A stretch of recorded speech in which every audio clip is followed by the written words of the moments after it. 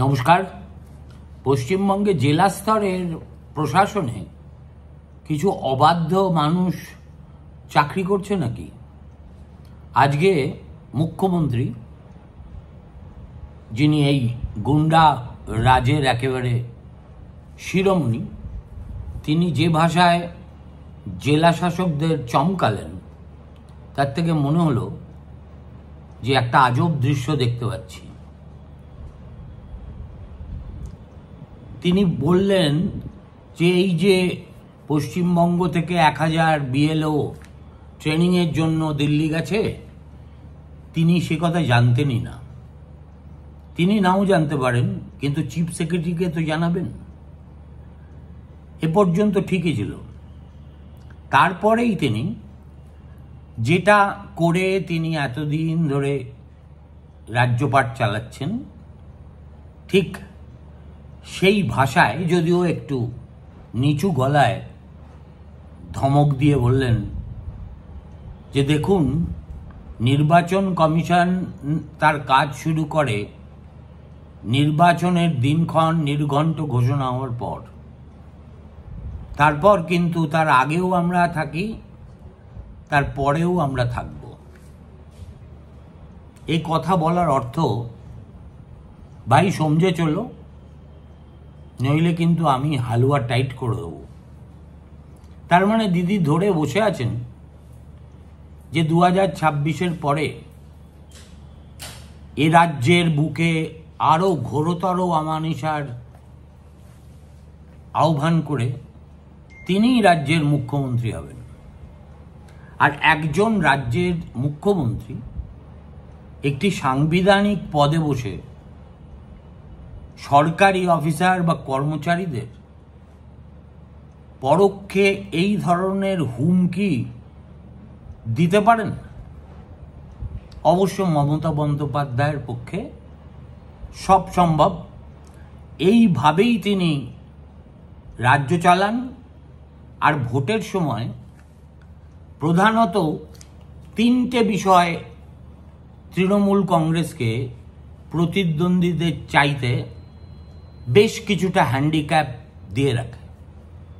1 নম্বর হচ্ছে তৃণমূলের ক্যাডার এবং তাদের মাথায় গুন্ডা বাহিনী। 2 নম্বর পুলিশ, যারা ভোটের দিন এই বাংলায় কার্যত টিএমসি ক্যাডারের মতো কাজ করে। আর 3, জেলা প্রশাসনের বিভিন্ন স্তরে থাকা ব্যক্তিরা, বিশেষ করে বিডিও, তার উপরে এসডিও, জেলার ম্যাজিস্ট্রেট তো মাত্র একজনই থাকেন। এবং এই যে একটা সুগ্রথিত কাঠামো, সেই কাঠামোটাকে তেল জল দিয়ে সারা বছর ধরে মমতা বন্দ্যোপাধ্যায় মেনটেন করেন। প্রত্যেকের সঙ্গে ব্যক্তিগত যোগাযোগ রাখেন। দলের হয়ে যারা একেবারে নিবেদিত প্রাণ, তাদেরকে টেলিফোন করে বাড়িতে উপঢৌকন পাঠান। যারা একটু বেগরবাই করে তাদের হয় ক্লোজ করে দেন, নয় এমন জায়গায় বদলি করে দেন যে তারা বুঝতে পারেন যে তাদের সবক শেখানো হচ্ছে। আমি আগেও বলেছি, আজকে আবার বলছি,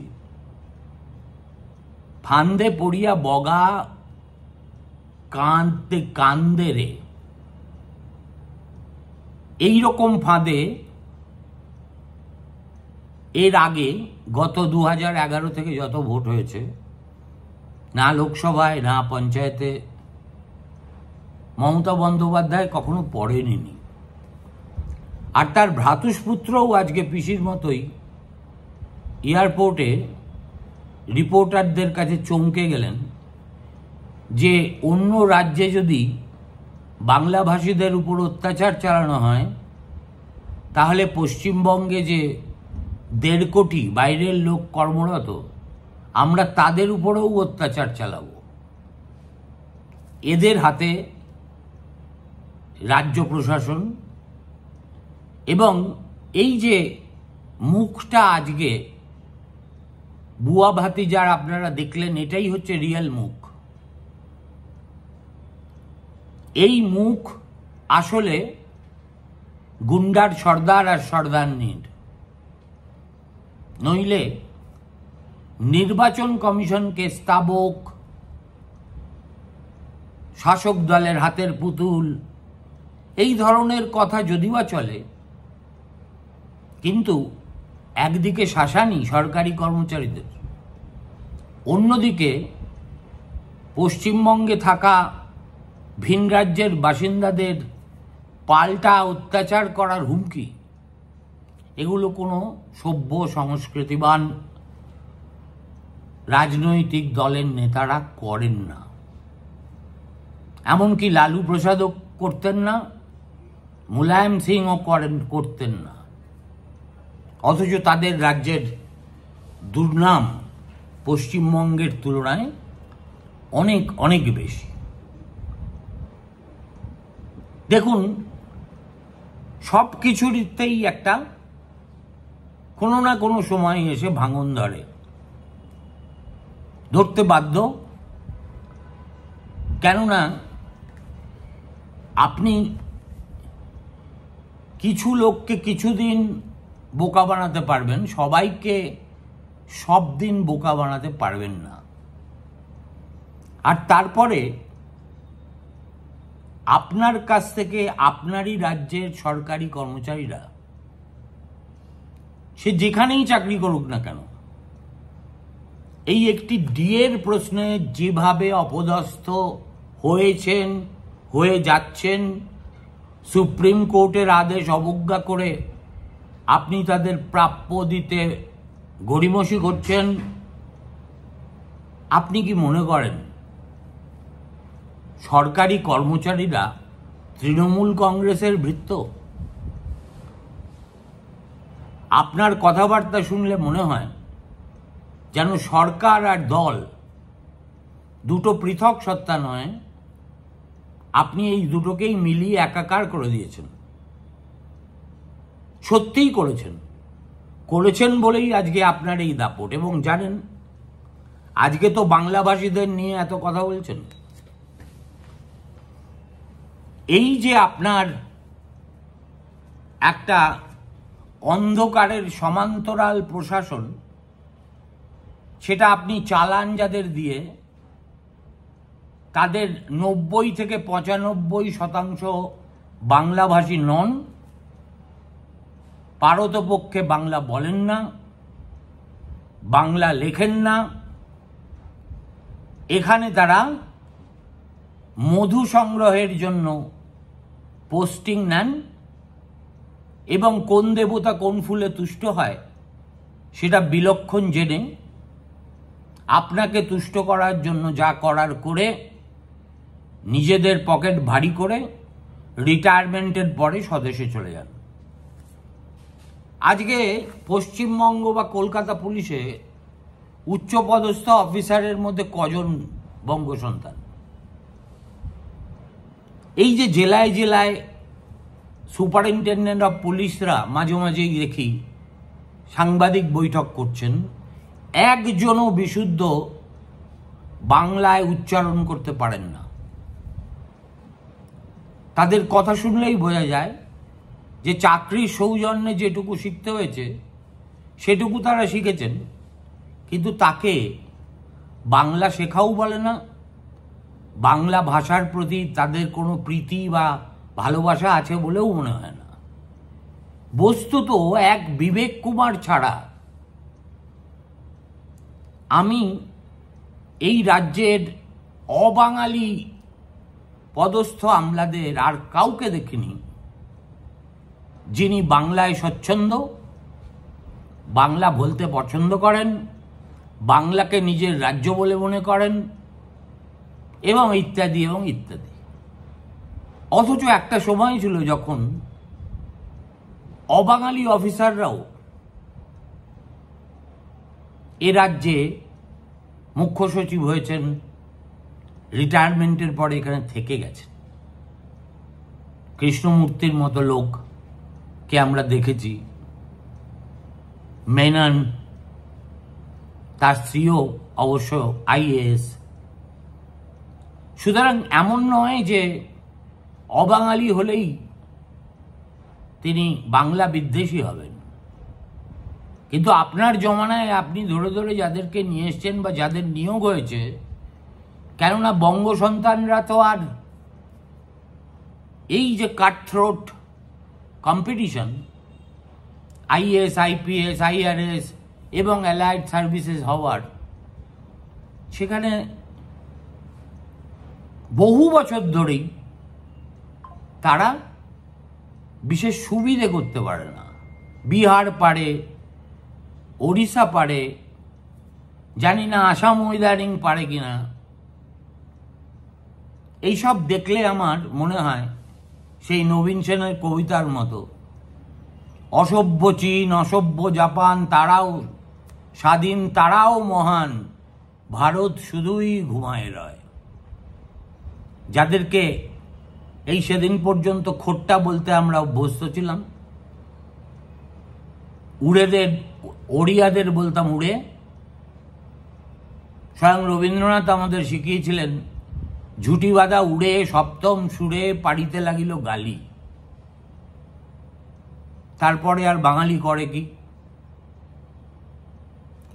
যাদেরকে আমরা অবজ্ঞা করতাম, পশ্চিমী শিক্ষায় শিক্ষিত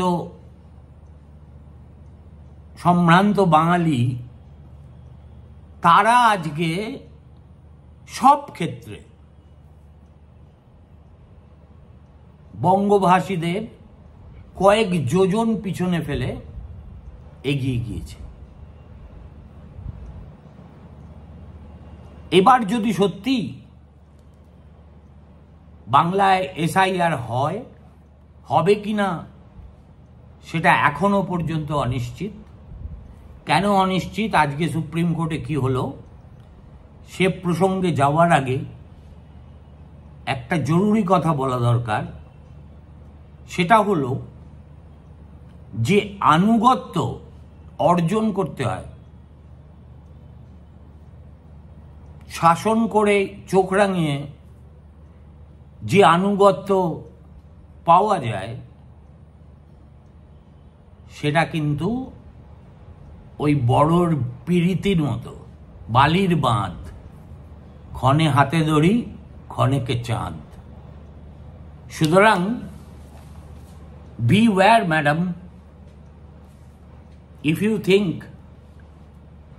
that like in every other time the bureaucracy at all levels will lie prostrate before you to ensure your victory by hook or by crook, those days are over, or seemingly over. এবার আসি, আজকে supreme কোর্টে 28শে জুলাই কথা ছিল বিহারের এই special intensive revision নিয়ে শুনানি শুরু হবে, হয়েও ছিল, তবে অত্যন্ত নাতিদীর্ঘ। তার কারণ আজকে লাঞ্চের পরে সূর্যকান্ত চিফ জাস্টিসের সঙ্গে একটা অ্যাডমিনিস্ট্রেটিভ বৈঠকে বসেছিলেন। ফলত নমনম করে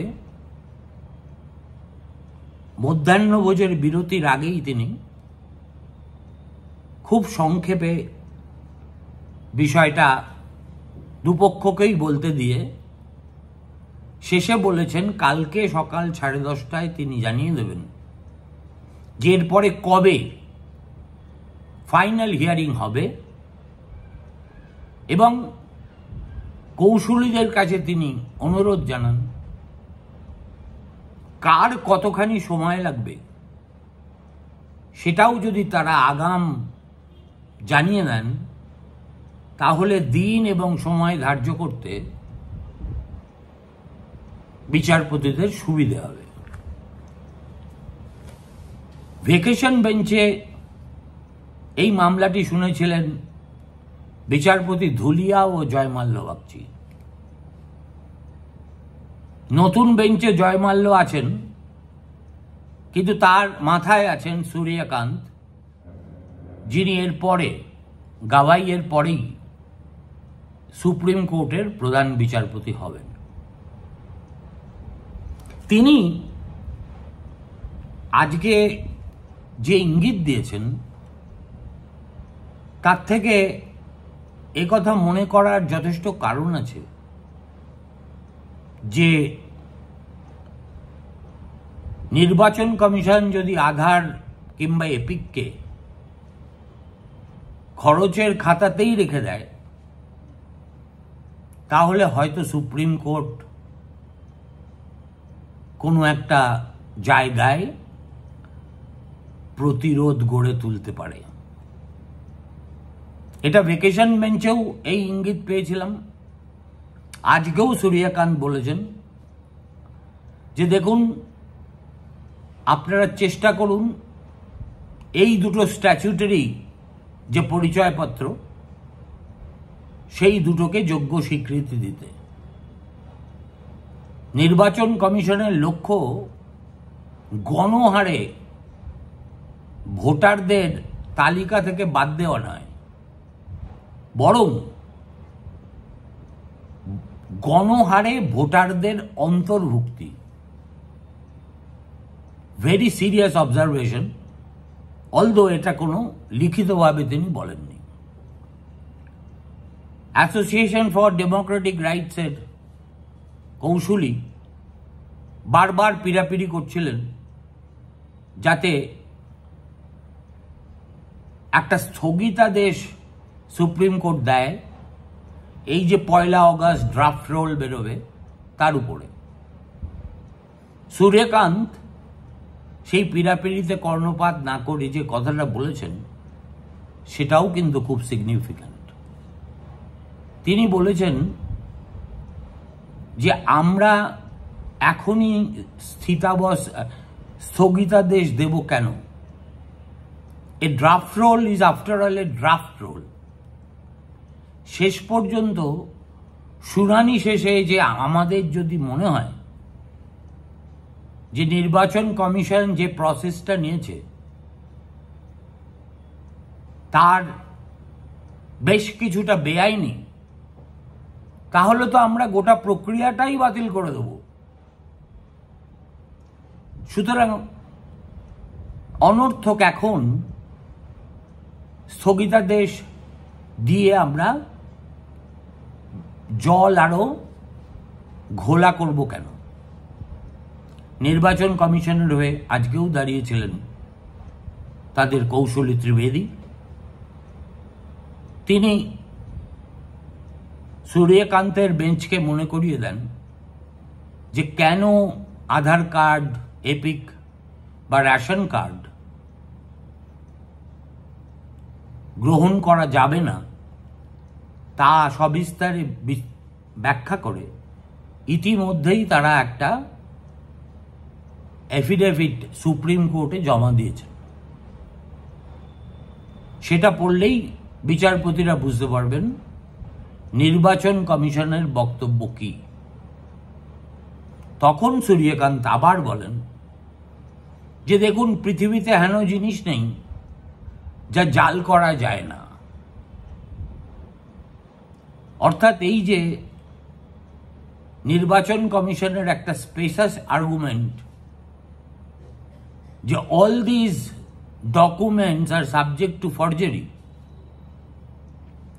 আধার কার্ড হোক কিংবা এপিক হোক কিংবা রেশন কার্ড, এটাকে প্রাইমা ফেসাই সুপ্রিম কোর্ট খুব যুক্তিগ্রাহ্য ব্যাখ্যা বলে আজকে পর্যন্ত মনে করেনি। এরপর চূড়ান্ত শুনানি হবে,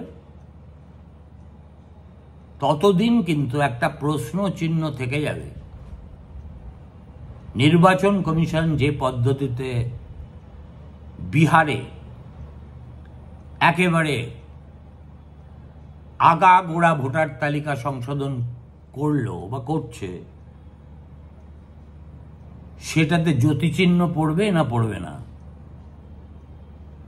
একবার যদি পড়ে যায় তাহলে তো দিদিমণির পোয়া বাড়ো। সুতরাং দিদিমণির উচিত ছিল আরেকটু সবুর করা,